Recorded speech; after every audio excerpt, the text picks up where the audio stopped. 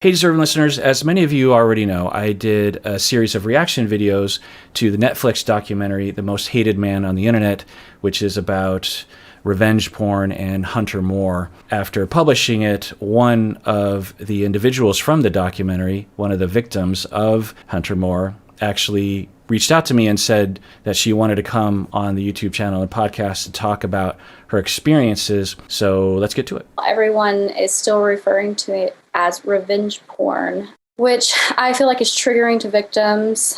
And it also insinuates that victims are, somehow deserving of what they got. And using the word porn, I feel like indicates that they were consenting of using that whatever it was for public consumption, which couldn't be further from the truth. In my recent interview with Rolling Stone magazine, they included the term revenge porn victim. Yeah, I would just love to hear your thoughts about that too. Yeah, that makes a lot of sense. I appreciate your terminology at the beginning there. You said non-consensual image abuse. Is that what you said? So I just came out saying it should be non-consensual intimate image abuse. And since then, I spoke with the organization that provides support for victims. I was on the phone yesterday with my contact there. And that's when I was like, look, I've been having conversations with people on TikTok. Like, I love the term non-consensual intimate image abuse, but it's such a mouthful. I don't feel like people are going to really carry it or pick it up. They're just going to say revenge porn instead. So like, what's an alternative? Like, how can we shorten this and make it more, palatable for people to say? And she told me that there was a doctor in the UK who recently used the term image-based sexual assault. And I think that that's what it's changing to, is image-based sexual assault. And it actually encompasses what it really is instead of putting the blame on the victim.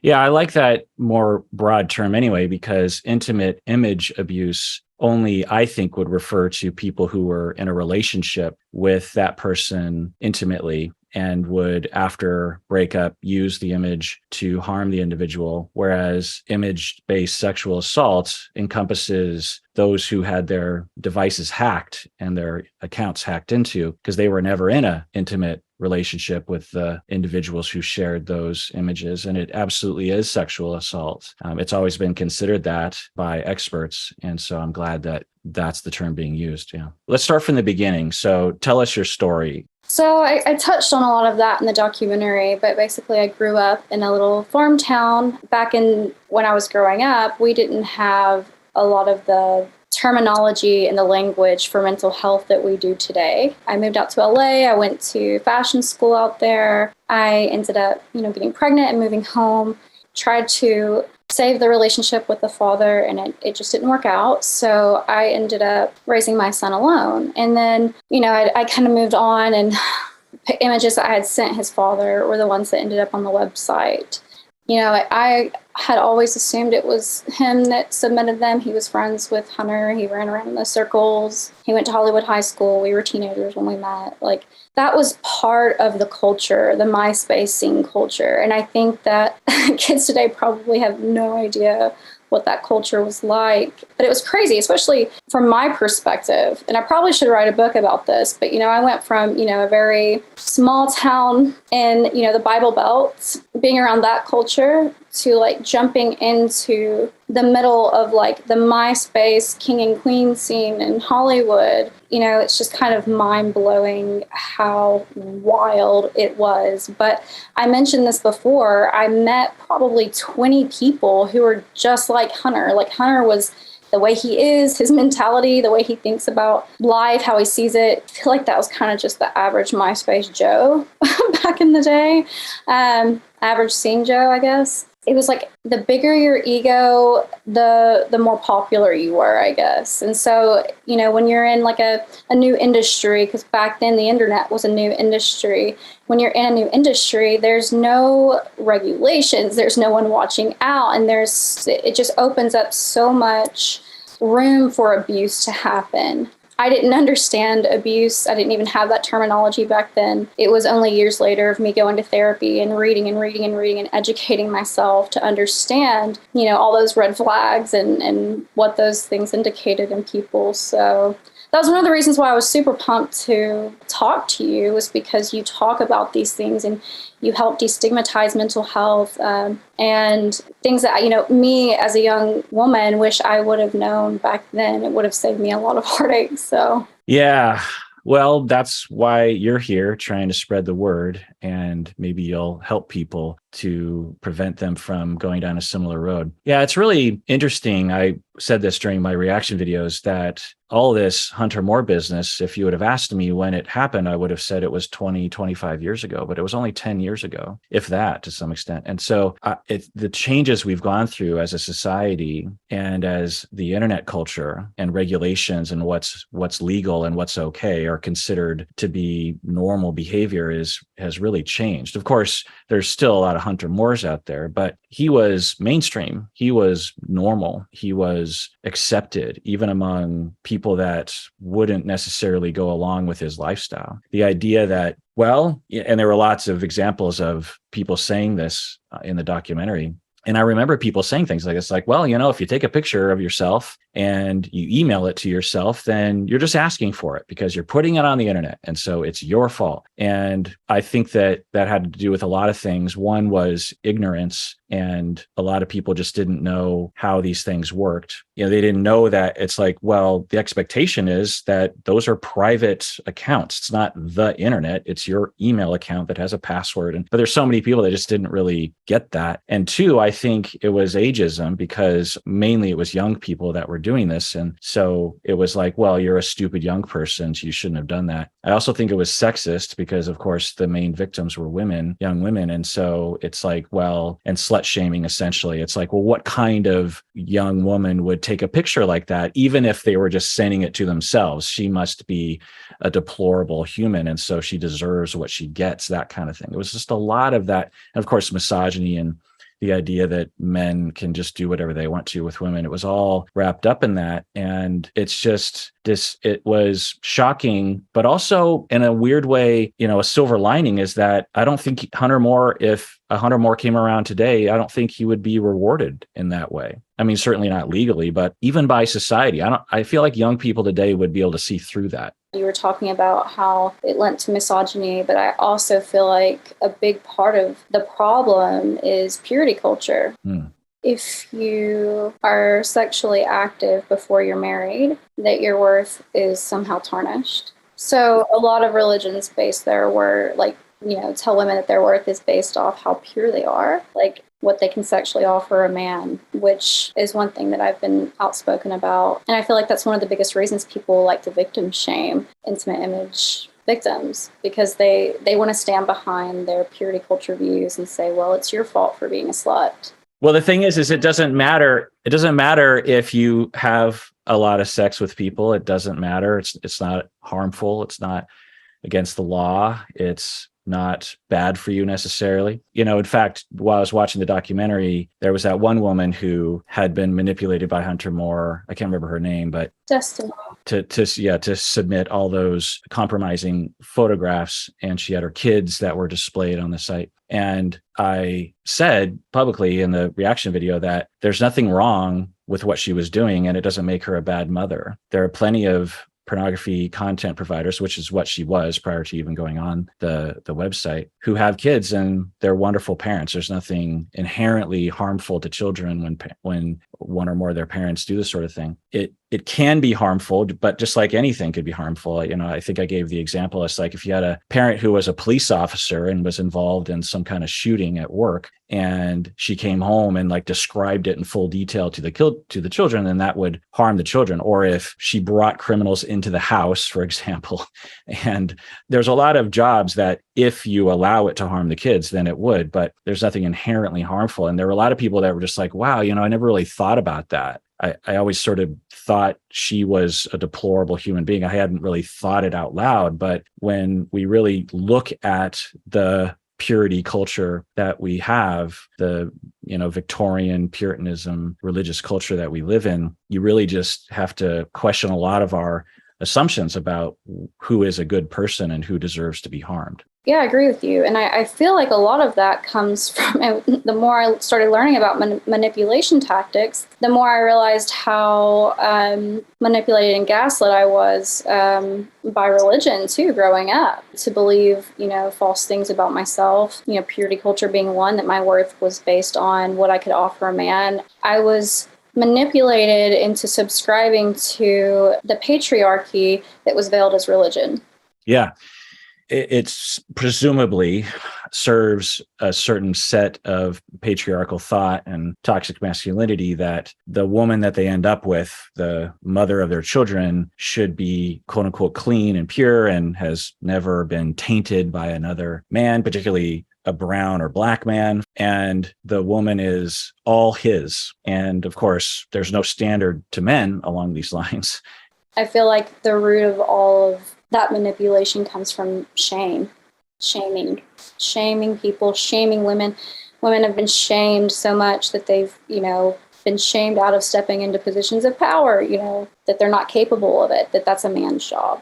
Yeah, good point. I guess when I think about it, I hadn't thought about this, that when we teach our children and young adults certain horrific notions that we're discussing, and then you set up capitalism and the internet manifestations of the patriarchy, of the Victorian Puritanism culture, toxic masculinity, it will emerge and become a mirror for ourselves of this is what we are teaching our young people. They didn't emerge into this world with these ideas. This is a product of what we are teaching and all the subtle messages that we have. And the fact that it resonates with people, the fact that so many people are enjoying it and watching it, is because it slots right into that. Because when I was watching the documentary, I kept thinking like, well, one, you should never non-consensually post a picture of someone else. That is assaultive. It's horrific, and it is criminal now.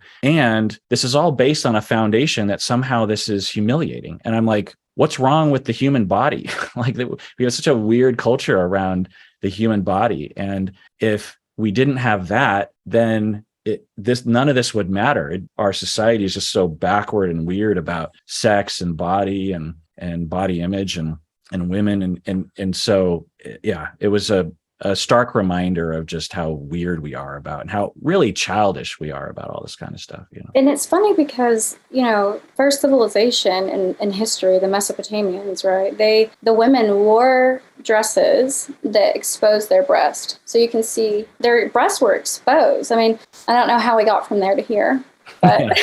Well, right. I mean, there's plenty of cultures even today. They don't understand our culture regarding bodies. They're just like, why are you so uptight about this? Yeah. So I'm curious about what that was like, because I think that in order for people that might not really understand the harm that it does, the really criminal nature of the assault, that they might think, well, what's the big deal? There's a picture out there. Especially, I think a lot of men might not really understand. So help us understand what it felt like to come across these photographs online 10 years ago. The first thing that comes to mind is that there are holes in my memory because I was that traumatized. Yeah. That I literally can't remember a lot of the details, like the days, the weeks surrounding it. And, the only time I've ever heard of a friend losing memory like that was when, she had lost a child. So if that just can give you a little insight to how traumatic it was. Traumatic how? Like, I could imagine how. What were the feelings? Was it fear? Was it danger? Was it betrayal? Was it hurt? What was going on? Yeah, when I first found out, I remember my boyfriend at the time was getting messages on his phone, and he was like, we need to check the site, you're on it. At first I was kind of confused, but I was concerned. Wasn't really sure what it was all about. And when we went on there and searched my name and my pictures popped up, I think I immediately felt like just completely shocked. Like the idea that people around me were going to see these things, especially because my dad was an attorney in a small town and everybody knew us. And I just, they were very good church-going people, and I already knew what their beliefs were and how people viewed things like that. And I just felt like I ashamed. And that's one of the biggest reasons I step out today and talk about shame, because I felt like the weight of shame, like pressing me down into like where I didn't want to leave my house. I didn't want anyone to see me. I felt this incredible pressure of worthlessness, of desperation, helplessness. I felt so helpless. I was like clawing at any way to get them removed, like as fast as possible. I emailed, I messaged Hunter. I had my friends message Hunter. I had friends who were in popular bands at the time message Hunter. And every time, someone came back and they were like, yeah, like, we're friends, but he's not going to take him down. And I'm so sorry. And, I felt like at that point, I felt so humiliated that I honestly, and I'm just going to say it, I became suicidal. I started to think there was no way out of that humiliation and that like my life was over. I scared myself with my own thoughts. I was in a really horrible mental health crisis, and I just didn't even feel worthy to even, be a mother to my son or any of those things. So it was horrible. It was like a really, really dark hole. So the shame and the premises that would cause the shame were internalized prior to this event happened. So when it happens, not only are these messages coming from the outside, but you're also saying these things to yourself on the inside. Right. So you're programmed and you're conditioned to think in these ways that, this is somehow the worst thing that can happen than what it does. You're programmed to self-destruct. Yeah. The voices from what you're saying are, there's something wrong with me. No one will ever love me. I am a dirty person. Well, what other kinds of thoughts were going through your mind? I just felt like no one would take me. It's already hard as a woman for people to take you seriously if you own a business or if you're, working at all, trying to level up. And I felt at that time, I was young and I was working in retail. I wasn't, I wanted to, give my son a better life. And it just felt like this was going to follow me and crush any dream, any opportunity, any interview. It was going to come up. Like it became, like I was going to be a joke. Yeah. And just to put a fine point on how this all started, was someone in a very immoral, unethical way. And I say immoral because the individual submitting it knew you did not want them to be submitted and knew exactly what would happen if they were published, that you would be publicly shamed, that you would internally feel bad about yourself. He knew this and did it anyway. And he could have easily said, well, I don't want to ruin her life. Right. So that's immoral.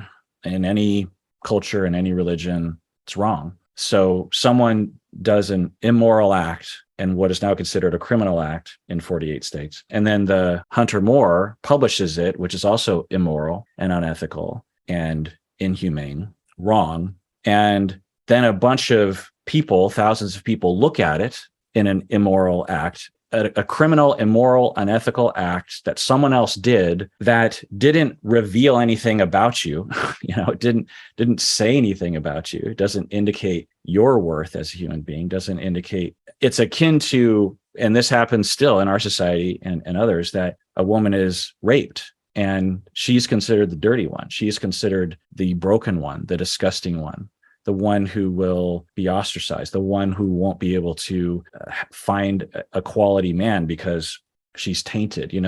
It's that kind of mentality, which is, it's one thing to be victimized by this guy, your ex-partner, right? Your former partner.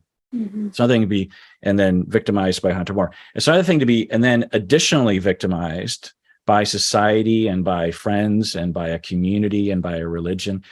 For them to not instantly recognize, oh my God, I'm so sorry, Danielle, that you were treated this way. Those guys are assholes. Like, I can't believe this happened. Let's go get them. Instead, it's like, what's wrong with you? Right.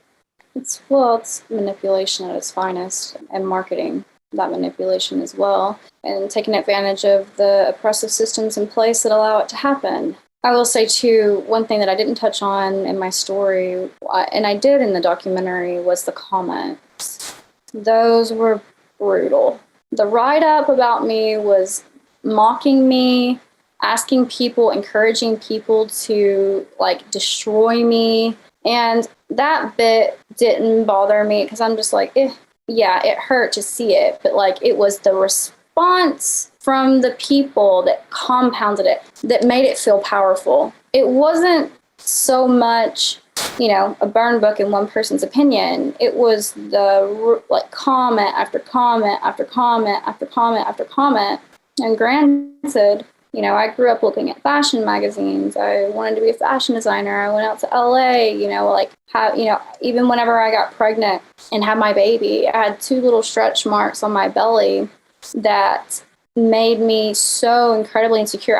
I really thought at that time in my life no one would love me because I had 2 stretch marks on my stomach.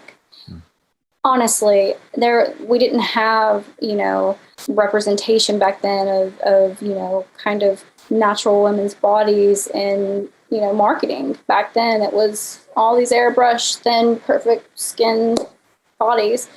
Whenever I saw the comments when people were talking about my saggy breasts or, and mind you, people saying that, and I was 22 years old. And I had already internalized all those messages from the media that I had to be this to be worth anything. I had barely gotten over the fact that, I had had a baby and I already kind of was like struggling with my self-esteem, especially after the breakup with the father. So, my self-esteem just took a nosedive. I just felt completely worthless. But those comments really it was like, if you can imagine, just emotionally getting punched in the face, like every time. Was anyone in your corner? My boyfriend at the time was, my little brother was, there were, like I said, I had friends in the scene who knew him, who were, I guess, kind of influencers at the time, who tried and reached out to him on my behalf and tried to get him to take down the images. But so I did have a little support, but I think I ended up having so many panic attacks and so much anxiety, and the thoughts of suicide and all that I ended up going to therapy and getting on medication and started my healing journey then. So it was really, that was what changed my perspective of everything. What about therapy changed your perspective? Well, I started to understand, it started to break the conditioning that I had grown up believing. It started to break down how badly I'd been manipulated. So even just, diving into, my childhood, my relationships, figuring out, why I was believing these lies about myself and why I've been conditioned to hate myself. Uncovering the truth of all that and kind of seeing it from a different perspective kind of allowed me to break out of that and be like, okay, no, I don't need to own this.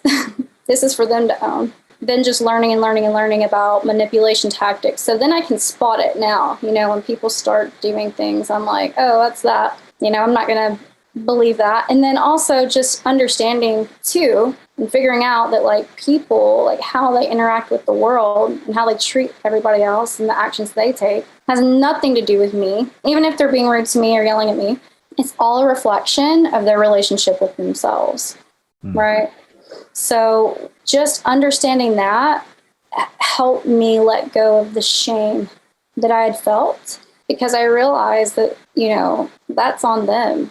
Right? That's an indication of what's inside their mind and their soul. And in fact, people are like, don't you hate Hunter? And I'm like, no, I pity him. Have you guys ever seen Harry Potter? When they're like, what do you think about Voldemort? And he's like, I pity him. He'll never know love. That's how I feel. When I saw that, I was like, oh yeah, that's how I feel. Because when you don't have emotional connection, you're missing out on the greatest thing in life. Yeah. Right?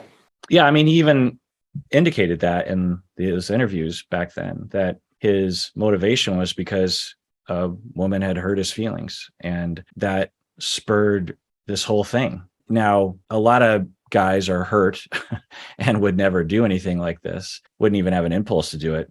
So there's something about him that led him down this psychopathic, sadistic road. Yeah, I've always been curious about what his trauma was, or if he was just, born a sociopath, because sometimes they are.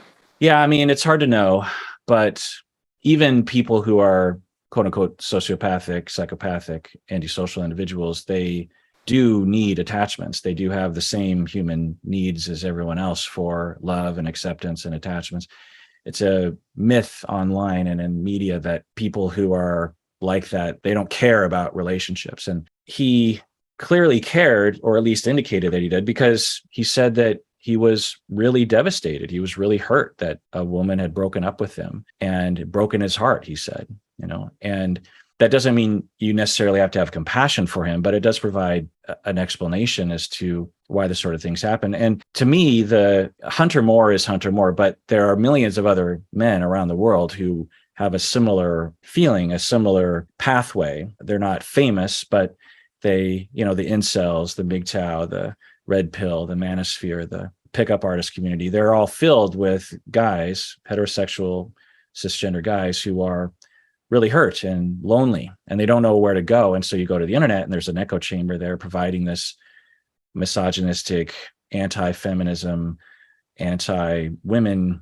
message that validates them, right? Yeah, it makes them feel better, and they get support, and they feel like they have an explanation because they have deep shame. Right. Prior to that, they're just like, there's something wrong with me. And there isn't something wrong with them. There's just probably a lot of other factors, or they might even just be going through normal dating woes.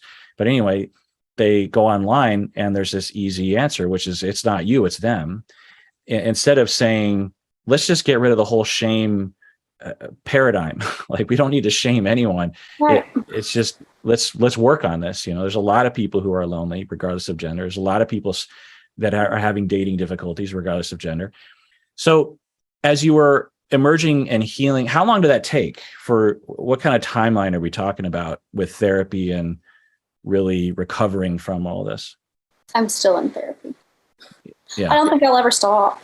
I grew a love for it as a way to stay emotionally stable so that I can be the best version of myself for my family, my friends, and my business. If I ever feel like I've got it all figured out, then I'm screwed, because I want to keep learning. I want to keep growing and connecting with people and having these discussions and this dialogue about mental health, because I feel like the more that happens, the more normalized it becomes, the healthier as a society that we'll have, right? Mm-hmm. Oh, yeah. Well, geez. I mean, you're preaching to the choir on that one. That's for sure. So when the documentary came out, did the misogyny online reemerge for you? It's crazy. No, I haven't had one troll. Oh, really? Good. Did you expect it? Did you think, uh-oh, here it comes? Yeah, I did. I really did. But I actually got the opposite. So I've gotten so many supportive messages. I've also had a lot of victims reach out to me and tell me their stories of what they're going through currently or what they've gone through in the past. I started an initiative, and I have a victims resource tab on my website so that I can direct people there. What's your website called? It's daniellegreen.co. So basically what it is it's a streetwear collection right now. I'm coming out with some activewear. I'm wearing one of my shirts right now. Oh. Victor by Danielle Green. Cool. So it's basically, I tell a little bit of my story in the, on the victims resources tab, just to give some hope and inspiration to victims. And I'm donating 10% of the profits to the only organization in the U.S. that supports victims and fights for legislation. Well, that's great. I'm glad you're doing that. I'm sure a lot of people are really glad to have you in their corner, someone who has learned and can lead the way. I'm also incredibly surprised, but it feels great to know that you're not receiving any trolls. It just seems like that would have happened to some extent, but of course there's more work to do, but maybe there's been a sea change with people overall, and the majority or a really large majority of people understand the reality of this? Hopefully, it's either that or they know that I'll sick James McGinley on them. Who's that? Who's that? James from the documentary from Bullyville. Oh, right. Yeah, since the documentary, he's become a friend, and he's awesome. Were your parents supportive during all this 10 years ago? So I was scared to tell my dad. I was scared to tell him, but I told him I was going to be in this documentary. And when he asked about what, I had to tell him. My dad comes from a small town. He's religious. I just expected him to feel shame.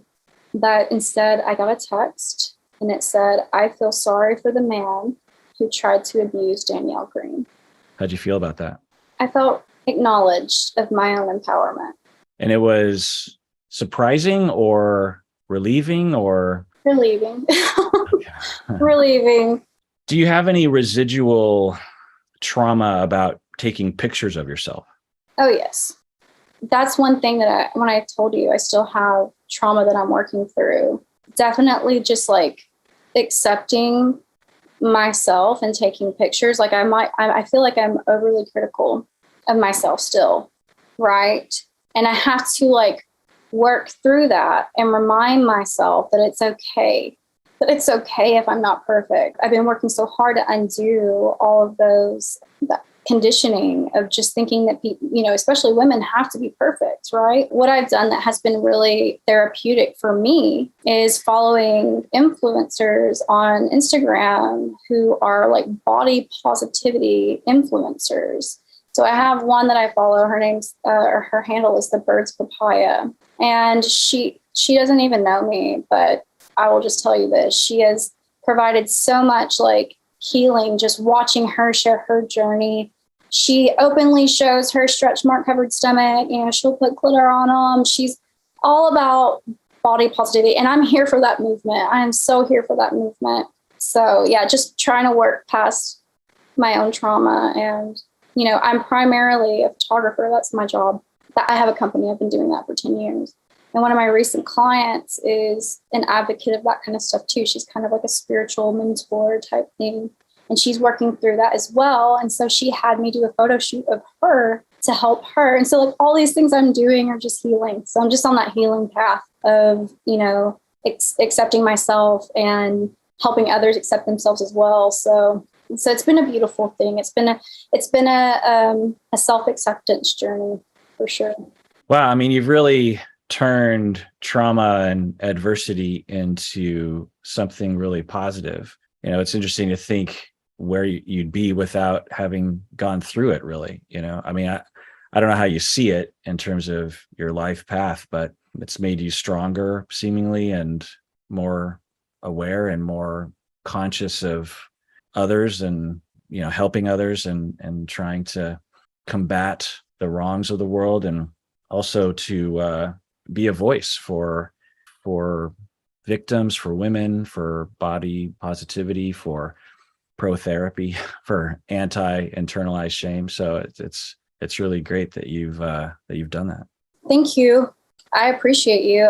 I feel like my message and my mission is about empowering women to get the help they need to go to start their healing journey, whether you're, a victim of what I went through, or even if you're just a victim of systematic oppression. I feel like there's a lot of undoing that we need to do and what we've been conditioned by shame.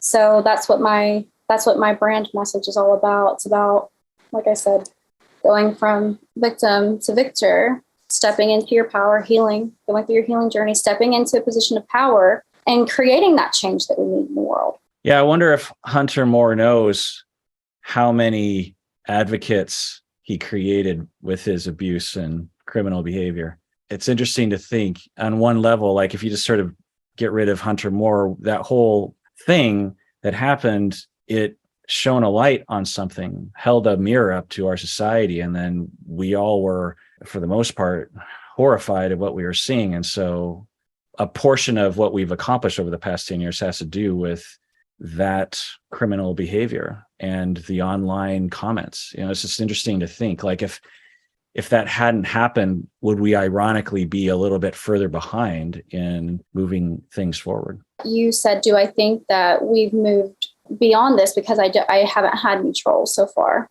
Mm-hmm. Do you think that we as a society have kind of like moved beyond this? And my answer to that is no, because there's another anti-hero out there right now, and I'm sure you've heard of him. His name is Andrew Tate. Have you heard of him?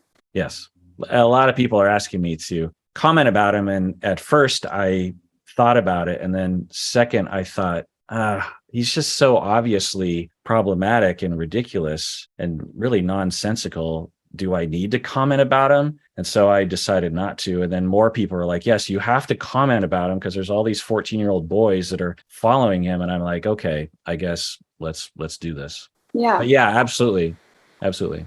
Yeah. We're not out of the woods yet. That's for sure.